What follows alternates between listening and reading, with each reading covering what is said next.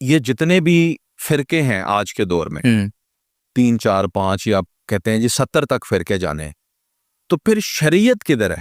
اور شریعت کسے کہیں گے ہم؟ کیونکہ اتنے فرقے ہیں، ہر کسی کی اپنی شریعت ہے نا جی، ہر اپنے اپنے طریقے سے فالو کر رہے ہیں، تو صحیح شریعت جو ہے وہ کیا ہوگی آج کے دور میں؟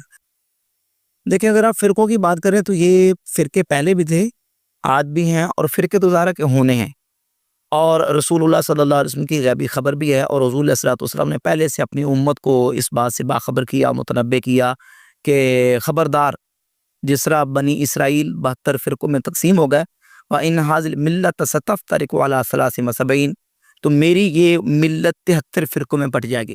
سنن ابی داؤد کی صحیح حدیث ہے، اور یہی حدیث سنن ابن ماجہ کے اندر موجود ہے، المصدرک لصحیحین کے اندر، حدیث کی بہت ساری کتابوں کے اندر یہ صحیح حدیث موجود ہے۔ 18 کے قریب صحابہ کرام اس حدیث کے راوی ہیں۔ مضمون اور خلاصہ اس کا یہ ہے کہ 73 فرقوں میں امت بٹ جائے گی، 72 فرقے جہنم میں، وواحدۃ فی الجنہ، اور ایک جنت میں ہوگا۔ تو نبی پاک صلی اللہ علیہ وآلہ وسلم نے ساتھ یہ بھی بتا دی، جب صحابہ نے پوچھا کہ حضور ان میں سے جو ایک ہے جو نجات پانے والا ہے وہ کون ہوگا، تو آپ علیہ الصلوۃ والسلام نے اپنا ہی الجماعت، وہ جماعت ہوگی۔ اب یہ ہم نے حدیثوں کے ساتھ حدیثیں ملا کے اس کو سمجھنا ہے، محض یہ نہیں دیکھنا کہ کتنے فرقے پیدا ہو گئے تو ہم کدھر جائیں، تو بھئی ہم کدھر جائیں؟ رسول اللہ علیہ الصلوۃ والسلام نے بتایا کہ آپ نے کدھر جانا ہے۔ اسی حدیث کو ڈیٹیل اور تفصیل کے ساتھ دیکھ لیں۔ ایک تو اس کا طریق جامع ترمذی کے اندر موجود ہے۔ صحابہ نے جب پوچھا کہ وہ ایک کون سا ہوگا، تو فرمایا ما انا علیہ و اصحابی، وہ ہوگا جو میرے اور میرے صحابہ کے طریقے عقیدے پر، یعنی جس پر میں ہوں میرے صحابہ ہیں، مطلب یہ ہے کہ جو میرے طریقے عقیدے پر اور میرے صحابہ کے طریقے عقیدے پر ہوگا۔ اور وہ ہوگا کس حیثیت میں اور کس کیفیت میں؟ فرمایا کہ ہی الجماعت، وہ جماعت کی صورت میں ہوگا۔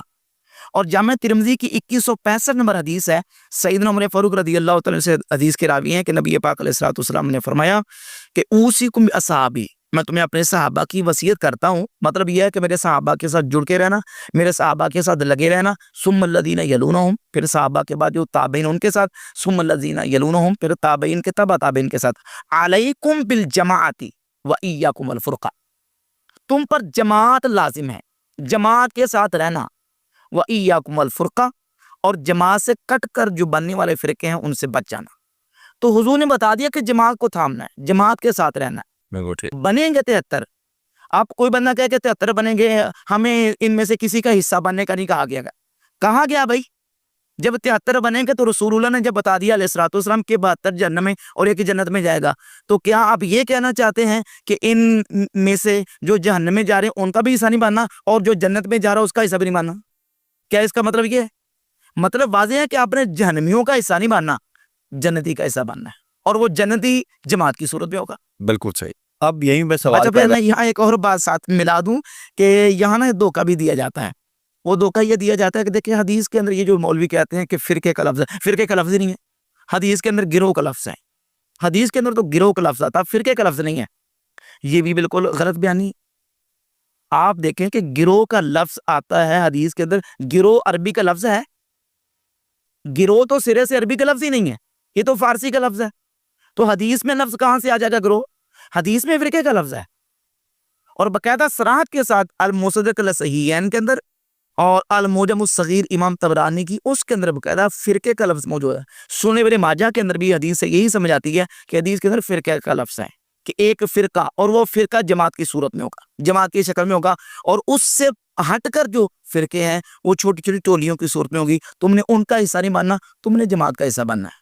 تو ظاہر ہے کہ جو جماعت کے پاس شریعت کے احکامات موجود ہیں، جماعت کا جو منہج ہے، جماعت کا جو طریقہ ہے، اسی کو ہم نے فالو کرنا ہے اور اسی کے مطابق ہم نے چلنا ہے۔ آپ کو عمر کے کس حصے میں یہ یقین ہو گیا کہ میں جس جماعت جس فرقے کے ساتھ ہوں یہ وہی ہے جو ایک ہے اور یہ جنت میں جائے گا، اور اس کی ریزن کیا ہے آپ کے پاس؟ دیکھیں یہ سوال تو پھر اس پر بھی ہوگا کہ آپ کو عمر کے کس حصے میں یہ یقین ہو گیا کہ میں مسلمان ہوں اور میں اگر اسلام پر ہوں تو میں بالکل صحیح کھڑا، اس پر بھی ہوگا، اس پر بھی ہوگا، اس پر بھی ہوگا، ہونا چاہیے۔ تو یہ دیکھیں یہ تو اللہ رب العزت جل وعلا مجدہ الکریم کی کرم نوازی ہے کہ اللہ نے ہمیں مسلمان پیدا کیا ہے، اور اس پر کرم بالا کرم یہ کہ ہمیں اہل سنت و جماعت کا عقیدہ عطا فرمایا، میں تو اس پر اللہ رب العزت کا شکر ادا کروں گا۔ باقی یہ ہے کہ جیسے جیسے تحقیقی، جیسے جیسے ہم نے پوری اسلام کی تاریخ اور ہسٹری کو جہاں تک ہو سکا دیکھا، تو اللہ کے فضل و کرم نے اسلام کو حق پر پایا اور اہل سنت و جماعت کے عقیدے کو حق پر پایا۔